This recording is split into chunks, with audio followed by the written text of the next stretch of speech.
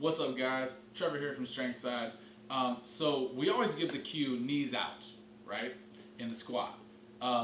Here's one of the problems that we see with that cue is when you are squatting, it's easy to put your knees out, but it's hard to create torque inside of the hip joint.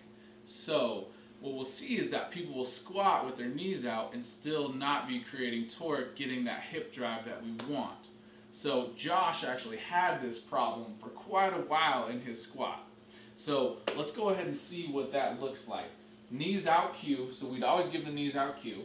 So squat with your knees out. See how the knees come out real wide, but also notice he's out on the outside of his foot. That's a problem. Because what happens when he comes out on the outside of his foot, first of all, he loses the ability to actually create force through his entire foot, which is a problem in itself. But also what happens is that he loses the ability to actually fully engage all these posterior chain muscles.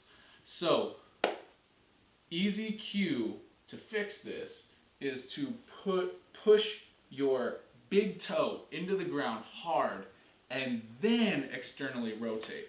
Now let's see what that looks like just standing there before you even squat. Push the big toe into the ground hard. Now externally rotate. Boom. Okay, so now squat.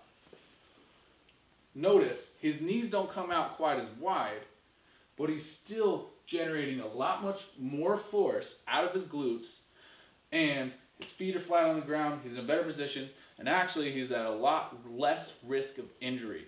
Hips are stable, foot stable. Now go ahead and stand up. Good. And what can you say about the biggest change that you've noticed from doing this? I mean, I just feel much more powerful coming from that bottom position, being able to push through my foot, through the floor, all the way up. Good.